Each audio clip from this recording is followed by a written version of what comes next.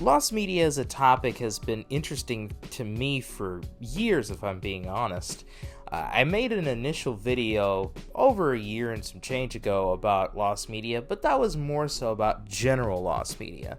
This time around, we're going to talk more about music. The lost, the partially found, and the stuff that's obscure and in between. So with that, here are 5 pieces of lost media related to music.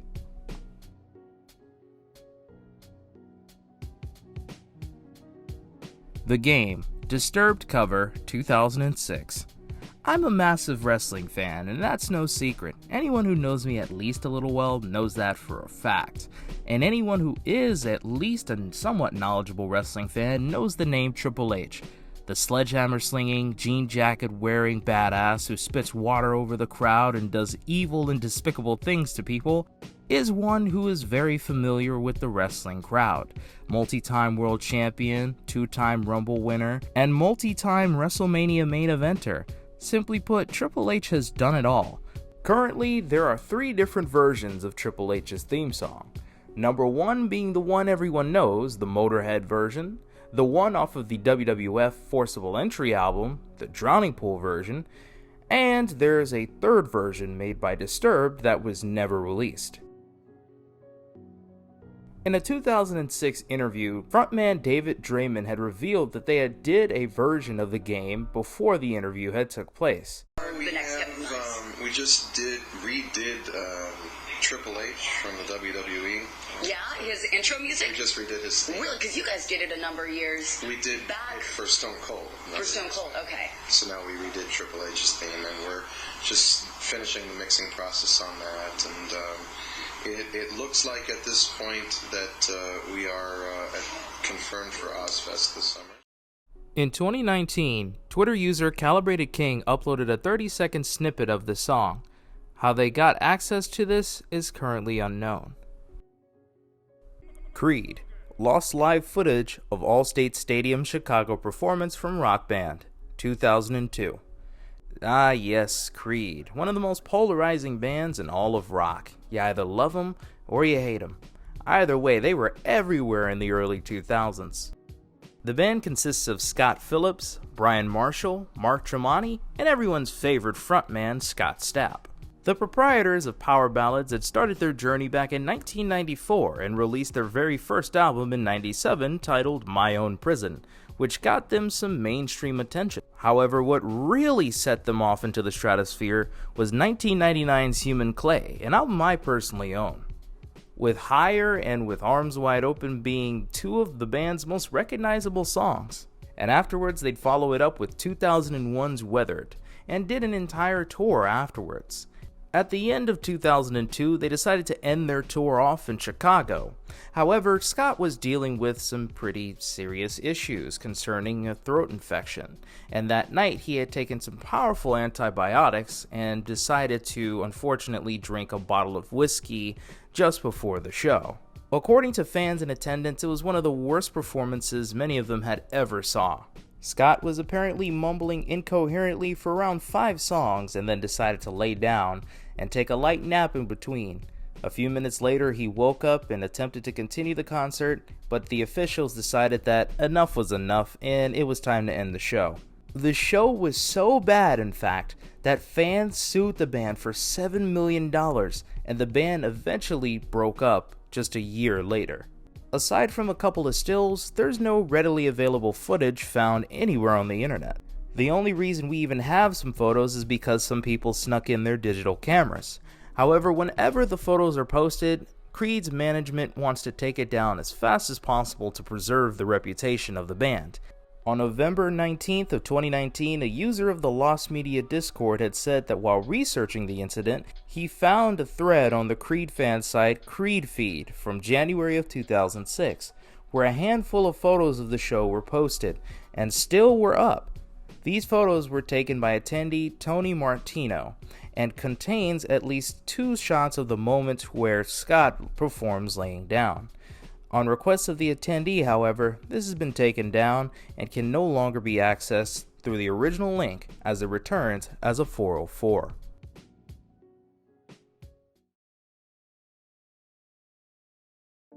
Jimi Hendrix Madison Square Garden Winter Festival for Peace, partially found/unreleased concert footage, 1970. Jimi Hendrix, one of the most legendary guitarists of all time. If you're gonna mention B.B. King, you gotta mention Jimi Hendrix right next to him.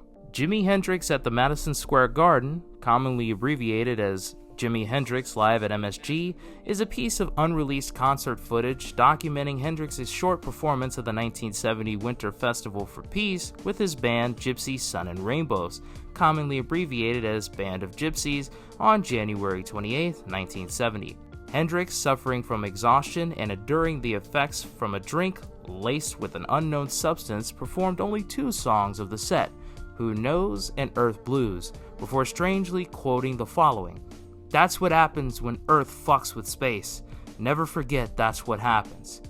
He then refused to play the rest of his set and walked off stage after setting down his guitar.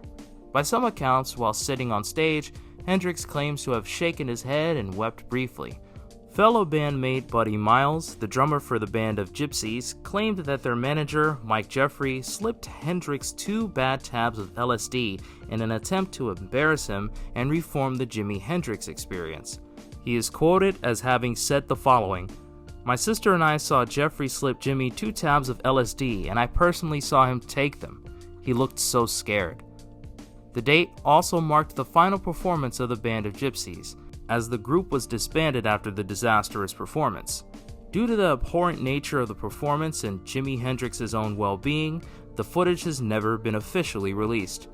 The only footage that has ever surfaced is a short 1-minute clip showing Hendrix briefly playing his guitar and singing interposed with footage of abandoned construction sites.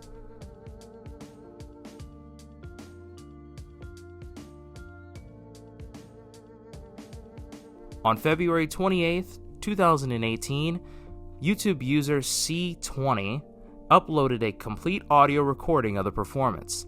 It includes both songs played during the set, Who Knows and Earth Blues, in their entirety. The account and video were also terminated by YouTube. On January 26, 2017, YouTube user Carly GTR also uploaded a complete concert audio, which is still available. Before the Dawn, lost unreleased footage of Kate Bush concert, 2014. Before the Dawn was a 2014 concert residency performed at London's Hammersmith Apollo by British musician Kate Bush. Some of the performances were recorded with the intention of producing a concert film and a live album. While the live album was released in 2016, Bush decided not to release the concert film, meaning that none of the recorded video footage of the shows can currently be viewed. Before the Dawn was Kate Bush's first live concert in 35 years, taking the form of a multimedia theatrical experience which utilized dance, puppets, 3D animations, and music tricks. The show proved immensely successful. Tickets sold out in under 15 minutes, and reviews were universally positive. People attending the shows on September 16th and September 17th were told that the venue's seating arrangements would be adjusted on those days so that the venue could film the show for a DVD release, confirming that recordings of the show were planned to be made and sold. In an interview with NME, Kate Bush had confirmed that the show was filmed and has been archived, but that no DVD would be released of it, claiming that the CD is, in a way, much more representative of being at the shows than a DVD. When asked if she might ever release the DVD, she responded, "There might be something at some point, but there's certainly no plans at the moment. I want to very much move on and do something new."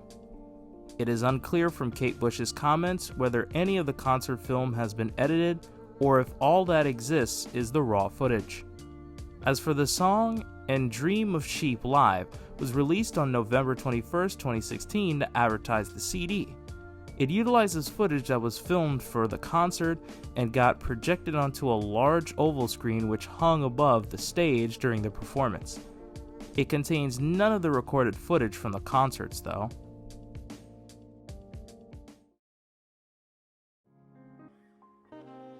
Hey Joe, lost early version of the Offspring song, 1989. Hey Joe is an American rock song from the 1960s that was registered for copyright in the United States in 1962 by Billy Roberts. The song's lyrics tell of a man who is on the run and is planning to head to Mexico after shooting his unfaithful wife. While the authorship of the song has been contested, the earliest known commercial version of Hey Joe was recorded by the Leaves. One of the most well-known versions of the song was recorded in October 1966 by the Jimi Hendrix Experience. The American rock band The Offspring have released Hey Joe on several different occasions. The three known recorded versions are the 1989 version, released on the self-titled debut album, though only on the cassette tape version, the 1991 version released on the EP Baghdad, the 1996 version released on the compilation albums Go Ahead Punk, Make My Day, and Happy Hour in 2010, as well as the single for Gone Away in 1997. The two latter versions are available online, but the original 1989 version is considered lost. Due to the scarcity of the cassette tape version of the self-titled debut album, it was initially incorrectly believed to be a bootleg.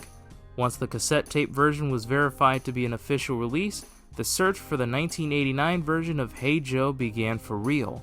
However, there is still uncertainty whether or not the 1989 version is exactly the same as the 1991 version of the same song. Some of those who have heard the 1989 version claim that it's a lot less polished in sound and very raw compared to the 1991 version, while others claim that the 1989 version and the 1991 version are the same. Attempts have been made to ask the Offspring's lead guitarist Noodles on Twitter about the different versions, but to no avail. The self-titled debut album was recorded in March 1989 at South Coast Recording Studio in Santa Ana, California, while all songs on Baghdad were recorded in February 1991 at the Sound Chamber in Pasadena, California, with no mention of the EP of Hey Joe being recorded at a previous session.